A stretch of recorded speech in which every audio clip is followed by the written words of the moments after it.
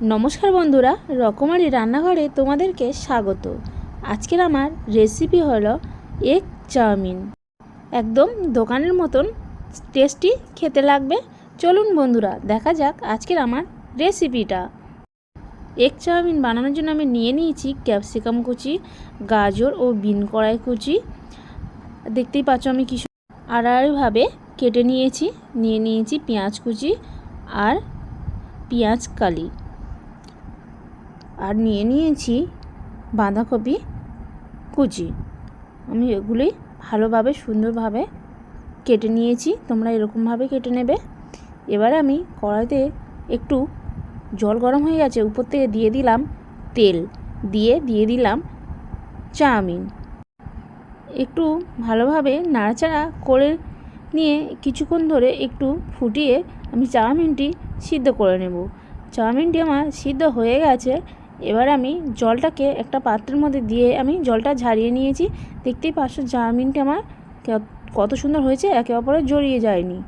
এবার আমি একটা পাত্রের মধ্যে নিয়ে নিলাম ডিমের মধ্যে দিয়ে দিলাম গোলমরিচ গুঁড়ো, দিয়ে ভালোভাবে ডিমটাকে আমি ফাটিয়ে নিলাম। ফাটানো হয়ে গেছে, এবার দিয়ে দিলাম লবণ পরিমাণ মতন, দিয়ে ভালোভাবে আবারও ফাটিয়ে নিলাম। কড়াইতে আমি তেল দিয়ে দিলাম, তেলটি গরম হয়ে গেছে। এবার আমি দিয়ে দেব ডিমটি চারিদিকে এমনভাবে ছড়িয়ে দিয়ে আমি ডিমটিকে ভেজে নেব। ডিমটি দেখতেই পাচ্ছ আমি গোল করে সাইজ করে একটু ঘুরিয়ে ভেজে নিয়েছি। এবার ডিমটিকে আমি একটা পাত্রে নামিয়ে নেব। একে একে আমি সব ডিমগুলি ভেজে নিয়েছি। ডিমটি আমি এরকমভাবে পাকিয়ে রোলের মতন একটা শেপ দিয়ে নেব। এবার আমি একটা ছুরি নিয়ে এমনভাবে আমি ডিমটি কেটে নেব। দেখতেই পাচ্ছ বন্ধুরা আমি কেমনভাবে কাটছি। আমার কাটা হয়ে গেছে। এমনভাবে কাটলে ডিমটি এরকম লম্বা লম্বা চাউমিনের মতন হবে, আর চাউমিনটা এমনভাবে ডিমটি করলে ডিম দিয়ে খেতেও সুন্দর লাগবে।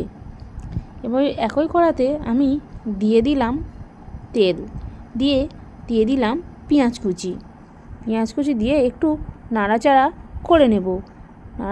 পেঁয়াজটা একটু ভাজা হয়ে গেছে। এবার দিয়ে দেব বিন কড়াই ও গাজর কুচি, দিয়ে আবারও নাড়াচাড়া করে নেব। একটু ভাজা করে নেওয়ার পর আর এবার দিয়ে দেব পেঁয়াজ কালি ও ক্যাপসিকাম কুচি, দিয়ে দিলাম পরিমাণ মতন লবণ। একটু ভাজা করে নেব। একটু ভাজা করে নেওয়ার পর দিয়ে দিলাম বাঁধাকপি কুচি দিয়ে আবারও ভালোভাবে সবজিটি ভাজা করে নেব। দেখতেই পাচ্ছ আমার সবজিটি অনেকটা ভালোভাবে ভাজা হয়ে গেছে। এবার দিয়ে দিলাম চাউমিন দিয়ে আবারও নাড়াচাড়া করে নেব, যাতে চাউমিনের সাথে সবজিটি মিশে যায়। চাউমিনটি ভালোভাবে নাড়াচাড়া করা হয়ে গেছে। এবার দিয়ে দিলাম 1 চামচ চাউমিন মশলা, আর দিয়ে দিলাম 1 চামচ ম্যাগির মশলা, আর দিয়ে দিলাম 1 চামচ টমেটো কেচাপ, দিয়ে আবারও ভালোভাবে একটু নাড়াচাড়া করে নেব।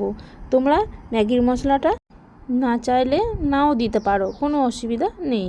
এবার দিয়ে দিলাম ভাজা ডিমটি দিয়ে আবারও নাড়াচাড়া করে নেব। চাউমিনটি আরেকটু ভালোভাবে ভাজা করে নেব। আমি এখানে কোনো ফুড কালার অ্যাড করিনি, বাড়িতে বাচ্চা আছে তাই আমি কোনো ফুড কালার অ্যাড করিনি।